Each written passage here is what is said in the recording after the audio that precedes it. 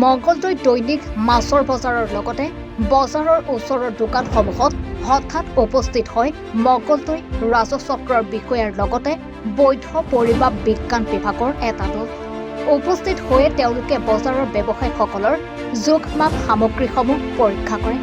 পৰীক্ষাৰ অন্তত একাংশ ব্যৱসায়ী ব্যৱহাৰ কৰা জোখ-মাপ সামগ্ৰী নৱীকৰণ নকৰাৰ লগতে ত্ৰুটি ধৰা পৰে। দগাপাল্লা জোখ-মাপ জোখা যন্ত্ৰৰ লগতে নথিপত্ৰসমূহ পৰীক্ষা কৰি যিসমূহ জোখ-মাপ জোখা যন্ত্ৰৰ বিসংগতি ধৰা পৰে সেইসমূহ বাজেয়াপ্ত কৰাৰ লগতে বৰফ ফেক্টৰীৰ এটাৰ কোনো ধৰণৰ নথিপত্ৰ আৰু খোৱাৰ উপযোগিতা নোহোৱাৰ বাবে বন্ধ কৰি দিয়ে ফেক্টৰীটো। মাছৰ বজাৰত আমি সোমালোঁ আৰম্ভণিতে। প্ৰথমটো হৈছে তেওঁলোকৰ ৰিচেণ্টলি মই এতিয়া কেইবাদিনৰ পৰা তেওঁলোকৰ অলপ প্ৰথমটো হ'ল বিহেভিয়াৰেল ইছ্যুজৰ মই কমপ্লেইনছ বহুত পাই আছোঁ। তেওঁলোকক ফাৰ্ষ্টতে ক'লোঁ যে বিহেভিয়াৰ আপোনালোকে ভাল কৰিব লাগিব, যোন কাষ্টমাৰ আহিব বিহেভিয়াৰটো ভাল কৰিব লাগিব। তাৰপিছত ৱেটছ এণ্ড মেজাৰ্ছৰ ক্ষেত্ৰত তেওঁলোকৰ দগাপল্লাবোৰ চোৱা হ'ল, তেওঁলোকৰ দগাবোৰ চোৱা হ'ল। দগাবোৰ বহুতৰ মই কমপ্লেইনছ পোৱা নাই। কেইজনমান মাছমৰীয়াৰ মাছ বেপাৰীৰ দগাবোৰ অকণমান প্ৰব্লেম পালে ৱেটছ এণ্ড মেজাৰ্ছে সেইখিনি চিজ কৰিলে। এজ পাৰ ডিউ প্ৰচেছ সেইখিনি ক্লিয়াৰ কৰা হ'ব।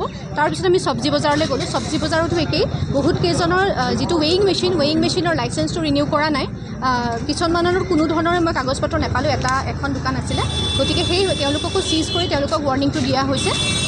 তেনেকৈ আমি এতিয়া এই গ্ৰিলৰ দোকানখনলৈ আহিছোঁ, তেওঁলোকৰো তেনেকুৱাই ৰিনিউৱেলটো তেওঁলোকৰ বহুত দিনৰ পৰা ডিউ হৈ আছে। এতিয়া এওঁলোককো চিজ কৰা হৈছে আৰু ৱেটছ এণ্ড মেজাৰ্ছে এজ পাৰ তেওঁলোকৰ যি ডিউ প্ৰচেছ আছে তেওঁলোকে কোৰ্টলৈ প্ৰেৰণ কৰিব, তেনেকুৱা ধৰণৰ প্ৰচেছ হ'ব। কিন্তু মই ক'ব বিচাৰিছোঁ এইটো জাষ্ট আৰম্ভণিহে। আমি এতিয়া পিৰিয়ডিকেলি কণ্টিনিউৱাছ বেচিছত এনেকৈ আমাৰ ফুড এণ্ড চিভিল ছাপ্লাইকো মই তেওঁলোকক অনাৰ ব্যৱস্থা কৰিম। পুলিচ আমাৰ আৰু ৱেটছ এণ্ড মেজাৰ্ছৰ তাত যৌথ আমাৰ এই অভিযান কণ্টিনিউৱাছলি চলিব। আমাৰ দৰং জিলাৰ বা মঙ্গলদৈ চহৰৰ বা মাৰ্কেটৰ বা জুৰিছডিকশ্যনৰ যিখিনি আমাৰ বেপাৰী আছে তেওঁলোকক ক'ব বিচাৰিছোঁ আপোনালোকে চৰকাৰ প্ৰশাসনৰ যি কাগজ পত্ৰ সেইখিনি কাইণ্ডলি ক্লিয়াৰ কৰি লওক আৰু পদপথত যাতে কোনো বেপাৰী নবহে, ৰাইজৰ যাতে ৰাইট অফ ৱেটো কোনেও যাতে ব্লক নকৰে। মই এক্সিকিউটিভ অফিচাৰ মিউনিচিপালিটিকো সেইটো জনাইছোঁ। তেওঁলোকে অলৰেডি মাইকিং ষ্টাৰ্ট কৰিছে আৰু মই দেখিছোঁ পদপথৰ বেপাৰীবোৰ অকণমান তেওঁলোকে ছাইডত বহা আৰম্ভ কৰিছে। মই সেইটোৱে বিচাৰিছোঁ, পাব্লিকক মই অসুবিধা দিয়াৰ মোৰো ইচ্ছা নহয়, কিন্তু তেওঁলোকে যাতে যিখিনি ডকুমেণ্টেশ্যন প্লাছ আমাৰ যি কাষ্টমাৰৰ যাতে একো কমপ্লেইন নাহে সেইটোৱে মই বিচাৰিছোঁ। বাইদেউ বিশেষকৈ আইচক্ৰীমসমূহ হয়, আইচক্ৰীম ফেক্টৰী এটাত গ'লোঁ। তেওঁলোকে কৈছে তেওঁলোকৰ ট্ৰেড লাইচেঞ্চ আছে, কিবা আছে, কাগজ পত্ৰ মোক একো দেখুৱাব পৰা নাই। হয়তো আছে। ৱেটছ এণ্ড মেজাৰ্ছে তেওঁলোকৰ যি 6টামান পইণ্টছ তেওঁলোকৰ মেণ্ডেটৰিলি থাকিব লাগে তেওঁলোকৰ লেবেলখনত, সেই 6টা পইণ্টছ সেই নাপালে তেওঁলোকে। গতিকে মই এতিয়া সেই তেওঁলোকৰো গোটেইখিনি চিজ কৰি লৈ তেওঁলোকক ইমিডিয়েটলি ৱেটছ এণ্ড মেজাৰ্ছৰ অফিচত গৈ যি ডকুমেণ্টেশ্যন লাগে, যি পাৰ্মিশ্যন লাগে সেইখিনি ল'বলৈ দিয়া হৈছে। গতিকে এতিয়া তেওঁলোকে আৰু আইচক্ৰীমটো যিখিনি তেওঁলোকৰ আইচক্ৰীম আছে সেইখিনি চিজ কৰা হৈছে, চেল কৰিব নোৱাৰিব। আৰু এটা অভিযোগ আছে যে দোকানীসমূহ তেখেতসকলৰ নামত এই দোকানসমূহ নাই বা যিসকলৰ নামত আছে তেখেতসকলে দোকান দিয়া নাই, এই ক্ষেত্ৰত কি ব্যৱস্থা কৰিব? হয়, এইটো মই কমপ্লেইনটো পাইছোঁ, ৰিচেণ্টলি পাইছোঁ। মই মিউনিচিপালিটিৰ এক্সিকিউটিভ অফিচাৰ চেয়াৰমেন বাইদেউ তেওঁলোকৰ লগত আলোচনাটো কৰিম। একচুৱেলিনো কি হৈ আছে এই বস্তুটো আচলতে মিউনিচিপালিটিয়ে চাই, সেইটো মোৰ হেৰিত নাথাকে। মই এবাৰ আলোচনাটো কৰি মই সেইটো বিহিত ব্যৱস্থা গ্ৰহণ কৰিব লাগিব। যদি এনেকুৱা ৰেণ্টত দিয়া বা লিজত দিয়া যদি মিউনিচিপালিটিৰ একো ল নাই, তেতিয়াহ'লে সেইটো ভায়লেট যদি হৈছে বিহিত ব্যৱস্থা গ্ৰহণ কৰা হ'ব।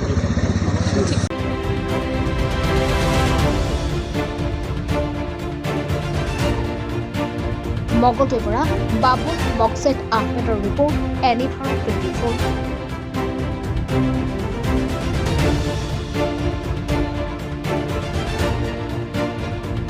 নমস্কাৰ, মই অজয় ফুকন আৰু এইখিনিতে সমূহ এনি ভাৰত চেনেলটোৰ যিসকল কৰ্মকৰ্তা আছে সকলোৰে মোৰ ফালৰ পৰা শুভেচ্ছা জ্ঞাপন কৰিছোঁ। অসমৰ আচলতে সংবাদ জগতত নতুনকৈ আচলতে এটি আত্মপ্ৰকাশ ঘটিছে আমাৰ নিউজ চেনেল এনি ভাৰত, আৰু এনি ভাৰতৰ এটা খুব ধুনীয়া এটা অনুষ্ঠান হ'বলৈ গৈ আছে। সকলোৱে জানে আমাৰ সকলোৰে মৰমৰ হাৰ্টথ্ৰব জুবিন গাৰ্গৰ গানে কি আনে, আচলতে জুবিনদাৰ সেই গীতৰ আধাৰত আমাৰ হিৰুদাই লিখা সেই গীতটি গানে কি আনে, এই গানে কি আনে নামৰ এটি তেওঁলোকে সাংগীতিক ৰিয়েলিটি শ্ব' কৰিবলৈ গৈ আছে। আৰু 15 আগষ্টৰ পৰা গোটেই আৰম্ভ হ'ব। প্ৰথম অডিশ্যন অসমৰ ধেমাজি জিলাত আৰম্ভ কৰিব। গতিকে সমূহ যিসকল প্ৰতিভা আছে, যিসকলে গান ভাল পায়, যিসকলে তেওঁলোকৰ নিজৰ প্ৰতিভা আচলতে দেখুৱাব বিচাৰে, এই ৰিয়েলিটি শ্ব'ত গানে কি আনে এই প্ৰতিযোগিতাত অংশগ্ৰহণ কৰক আৰু খুব ধুনীয়া আপোনালোকে সুবৰ্ণ সুযোগ লাভ কৰিব। লগতে ইয়াতে পুৰস্কাৰ আছেই, বিভিন্ন ধৰণৰ উপহাৰো আপোনালোকে লাভ কৰিব আৰু লগতে এগৰাকী প্ৰতিষ্ঠিত আচলতে এগৰাকী শিল্পী হিচাপে অসমৰ সাংস্কৃতিক জগতত আপোনালোক প্ৰতিষ্ঠা লাভ কৰিব। গতিকে গোটেই অনুষ্ঠানটোলৈ মোৰ ফালৰ পৰা শুভকামনা থাকিল আৰু লগতে এই অনুষ্ঠানটোত আপোনালোকে অংশগ্ৰহণ কৰিব আমিও আছোঁ আৰু সকলোকে আমি লগ পাম ধন্যবাদ